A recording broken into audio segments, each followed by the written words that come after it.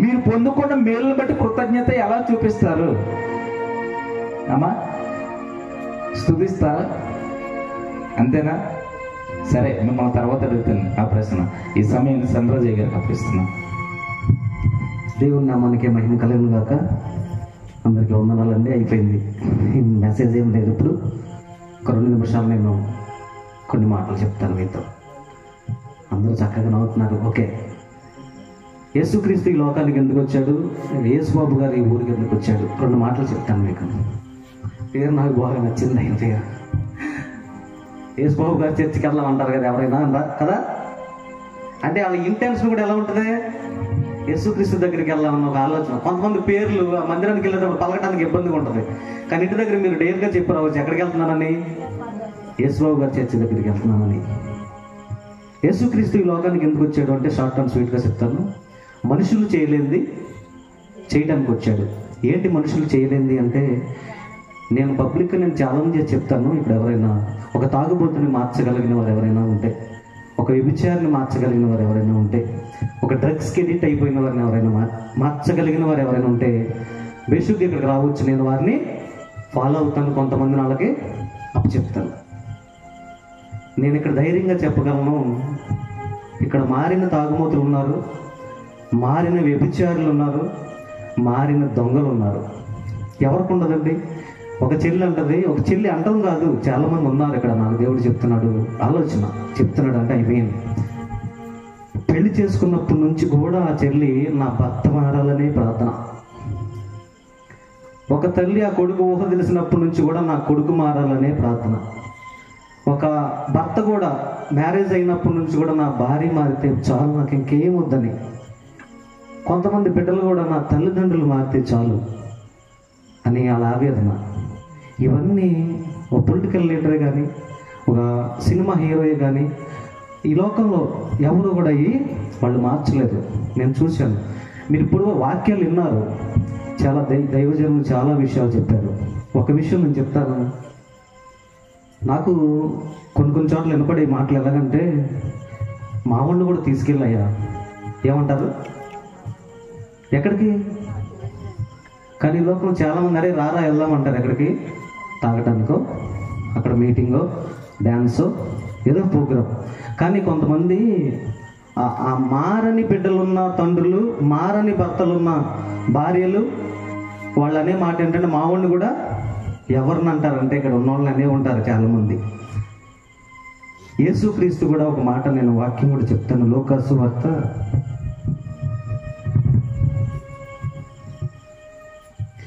వార్త 19వ అధ్యాయంలో ఉంటుంది కదా, నేనే చదువుతాను. లాస్ట్ మాట, వానిని నా యొద్దకు తీసుకుని రండి అని వారితో చెప్పగా. ఎవరంటే, ఒక తండ్రి పుట్టినప్పటి నుంచి ఒక దెయ్యం పట్టిన, అంటే ఆ దెయ్యం అంటే మోగ దెయ్యం, ఆ పట్టిన కొడుకుని ఆ భరించలేక కొంతమంది దగ్గర తీసుకెళ్తాడు. బాగు చేయలేకపోతే, అయ్యా ఇది పరిస్థితి అంటే నా దగ్గర తీసుకురండి అన్నాడంటే యేసయ్య. ఈ రాత్రి ఇక్కడ కూడా మేము చెప్పేది ఏంటంటే, నేను వచ్చేటప్పుడు కూడా మీ ఊరు రావడానికి అడ్రస్ అడిగా. ఎవరో నాకు తెలియదు, కానీ వాళ్ళు పొరంపాలు వెళ్ళి, జంగారెడ్డిగూడ వెళ్ళి, లక్కవరం వెళ్ళి అలా తిరిగి రమ్మని చెప్తారా? వాళ్ళు ఎవరో తెలియదు, కానీ మంచి రోడ్డు ఇటు వెళ్ళయ్యా బాగుంటుంది అని చెప్పారు. మేము కూడా ఈ రాత్రి యేసుబాబు గారు ఈ గ్రామానికి, యేసుక్రీస్తు కూడా ఈ లోకానికి ఎందుకు వచ్చాడు అంటే, అలాంటి వారు ఎవరైనా ఈ గ్రామంలో ఉంటే వారిని ఎక్కడ తీసుకురావాలి? ఇది నాన్న తల్లిదండ్రుల మాటలు వినే బిడ్డలు లేరు, భార్య మాట వినే భర్త లేడు. అంటే చెడిపోయిన జీవితాలు కలిగి ఉన్న వారి గురించి నేను మాట్లాడుతున్నా. మేబీ ఇక్కడ ఉండకపోవచ్చు, కానీ ఈ మాటలు వినొచ్చు వాళ్ళు. ఈ మాటలు వినొచ్చు. ఈ గ్రామంలో చెప్పాను కదా, ఒక చెల్లి పెళ్ళైనప్పటి నుంచి కూడా ఇప్పుడు వరకు తన బిడ్డలు పుట్టిన ఆ పుట్టింటికి వచ్చినప్పటి నుంచి కూడా చనిపోయే క్షణం వరకు కూడా నేను పడిన బాధ అంతా కాదన్నయ్య. పాస్టర్ గారి దగ్గర కూడా వచ్చి చెప్తుంటారు చాలామంది. దీన్ని ఈ గ్రామంలోనో ఈ పట్టణంలోనో ఉన్న నాయకులు, సినిమా హీరోలు మార్చరండి. తర్వాత వాక్యాలు చదువుకోండి మీరు, తర్వాత ఉంటుంది కదా, దెయ్యం వాడిని వదిలిపెట్టేసి వెళ్ళిపోయింది. మోగ దెయ్యం, చెవిటి దెయ్యం. మరి దినాన్ని అనేక మంది తాగుడు, వ్యభిచారం, దొంగతనం, డ్రగ్స్, చాలా చోట్ల చెప్తాను నేను. ఒక కొడుకు తాగొచ్చి తల్లిని కొడితే చీరలోనే టాయిలెట్కి వెళ్ళిపోతుందట. ఉడికిపోద్దండి ఇంటికి వస్తే. ఇలాంటి కరుడుగట్టిన చాలామంది ఉన్నారు. వాక్యం వినటం వెళ్ళటమే కాదు కానీ ఇలాంటి బాధలు పడే వాళ్ళకి తెలుస్తుంది. ఇదంతా ఎక్కడ దొరుకుతుందంటే యేసయ్య ప్రేమ ఏం చేస్తుంది అంటే అలాంటి కరుడుగట్టిన వాళ్ళని మారుస్తుంది. ఎందుకు మందిరానికి రావాలి అంటే ఇది కూడా నేను చెప్తాను. ఎక్కడికైనా బైబిల్ పట్టుకుని బ్యాండ్ షాప్కి వెళ్ళే వాళ్ళని ఎక్కడైనా చూస్తారు మీరు? చూడలేరు. ఇక్కడ అవకాశం అనేది ఉండదు. అసలు ముందు మీరు చేయాల్సింది ఏంటంటే తీసుకురండి. ఎక్కడికి? దేవుడి మందిరానికి. కొంతమంది అంటారు కదా, నాకు యేసుక్రీస్తు అంటే ఇష్టం లేదు అని. నేను ఒకసారి హాస్పిటల్లో చూశాను, తనకు అసలు యేసుక్రీస్తు అంటే ఇష్టం ఉండదు. కానీ తన మరణపు పడకల మీద ఉన్నాడు, మరణ పంచు మీద ఉన్నాడు. ఎలా ఉన్నాడు? మరణ పంచు. కానీ ఆ సమయంలో ఓ పాస్టర్ గారు వచ్చి, అయ్యా ప్రార్థన చేయనా, యేసుక్రీస్తు స్వస్థపరుస్తాడంటే నాకు యేసుక్రీస్తు అంటే ఇష్టం లేదని అనలా. నాకు అప్పుడు అది నచ్చింది. ఎందుకన్నా తెలుసు యేసుక్రీస్తు స్వస్థపరుస్తాడని తెలుసు. నేను చెప్తున్నాను, ఈ గ్రామంలో ఎవరికైనా కానీ ఒక ఇగో ఉంటుంది మనిషిలో. ప్రతి మనిషిలో ఒక ఇగో ఉంటుంది. అది క్యాస్టే అవ్వచ్చు, అది ధనమే కావచ్చు, అందమే కావచ్చు, బలమే కావచ్చు, బలగమే కావచ్చు, ఏదైనా కానీ వాట్ ఎవర్ ఇట్స్ మేబీ, ఏది ఉన్నా సరే అహం దేవుడి దగ్గరికి రానియదు, యేసు క్రీస్తు దగ్గరికి రానియదు, యేసు బాబు గారి చర్చి దగ్గరికి కూడా రానియదు కొంతమందిని. ఈ రాత్రి మీరు అలాంటి పరిస్థితుల్లో కనుక ఉంటే దేవుడు చెప్తున్న మాట, వారిని నా దగ్గరికి తీసుకురండి. మనుష్యుడు చేయలేంది యేసుక్రీస్తు చేస్తాడు, చేశాడు, చేస్తాడు. మీరు నమ్మండి. నమ్ముట నీ వాక్యాలన్నీ చదువుకోండి, అందులో చాలా విషయాలు ఉంటాయి. నేను ఈ మాటలే చెప్తున్నాను. ఈ ప్రాంతంలో, ఈ గ్రామంలో ఎవరైనా కానీ అలాంటి పరిస్థితుల్లో ఉంటే మీరు రావాల్సింది ఎక్కడికంటే, కొంతమంది భార్యను కొట్టైనా మీటింగ్కి వెళ్ళిపోతారు, భర్తని తిట్టైనా సరే పనికి వెళ్ళిపోతారు, బిడ్డల్ని వాళ్ళకి అన్నం పెట్టకపోయినా వాళ్ళని కొట్టైనా సరే బ్యాంకుకి వెళ్ళిపోవటమో లేకపోతే ఏదైనా ఫంక్షన్కి వెళ్ళిపోవటమో చేస్తారు. అలాంటి మూర్ఖులు ఉన్న సమాజంలో మనం ఉన్నాం. ప్రేమ కావాలి.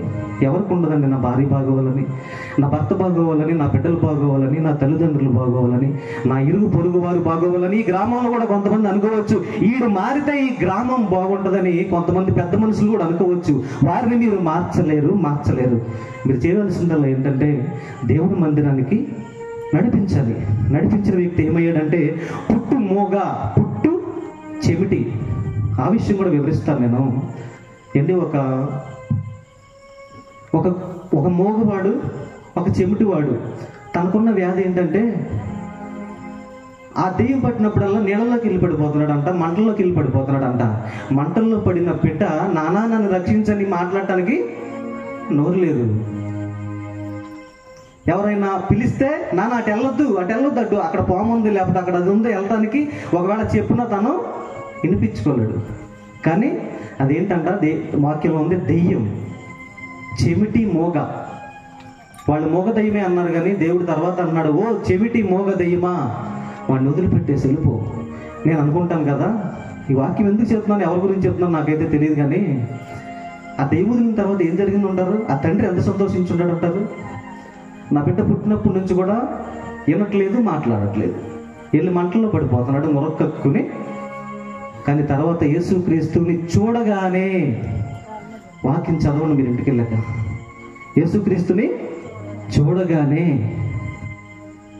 ఆ అన్న కూడా ఆ బిడ్డలు పుట్టిన తర్వాత ఆ సంతోషం, సేవకులు చెప్పారు కదా, ఆ హ్యాపీనెస్ వేరండి. బిడ్డలు లేని వారికి బిడ్డలు పుడితే ఆ సంతోషం 1 కోటి రూపాయలు ఇచ్చినా దొరకదు. మీలో కూడా చాలా మందికి ఉంటుంది. భర్తలు మారిన వాళ్ళు, మా భర్తలు కూడా అలాగా చక్కగా తెల్లబట్టలు వేసుకుని అలాగా దేవుని వాక్యం చెప్తే మాకు కూడా ఎంత సంతోషంగా ఉంటుందో. నేను అనుభవించాను, మేమందరం అనుభవించిన వాళ్ళు. ప్రతి ఒక్కరి జీవితాల్లో కొన్ని చాలా చాలా సాక్ష్యాలు ఉన్నాయి. సమయం వీరికి వచ్చింది కాబట్టి వీరు చెప్పారు. మీరు చేయవలసింది ఏంటంటే, ఆ తండ్రి తర్వాత పుట్టుకతో ఉన్న చెవిటి మోగోదయం వదిలేసిన తర్వాత తను మాట్లాడగలిగాడు, వినగలిగాడు. అందులో రాయబడలేదేమో కానీ దెయ్యం వదిలిందంటే దాని అర్థం ఏంటి కదా. మరి ఇలాంటి దెయ్యం పట్టిన వాళ్ళు ఎవరైనా ఈ గ్రామంలో ఉంటే, ఒకవేళ మీకు కనుక తెలిస్తే ఎక్కడ తీసుకురావాలి? యేసుబాబు మందిరానికి తీసుకురావాలి. యేసుక్రీస్తు ఉన్న మందిరానికి తీసుకొస్తే, మరి ఇక్కడ మీకు అందుబాటులో కూడా యేసుబాబు గారి మందిరం ఉంది కాబట్టి ఖచ్చితంగా యేసుక్రీస్తు స్వస్థపరుస్తాడు. ఈ మాటలు దేవుడు దీవించును గాక. మరి గొప్ప మాటలు చెప్పి మిమ్మల్ని అందరూ బలపరిచిన సన్రాజ్ గారికి నా హృదయపూర్వక వందనాలు. మరి మిమ్మల్ని ప్రశ్న అడుగుతాను, ప్రశ్నకు సమాధానం చెప్తే ఇక్కడి నుంచి వెళ్దాం. మీరు నేను కూడా ఆయన చేసిన మేలుకు ఉపకారాలకి ఏం చేయాలని మనం అమ్మా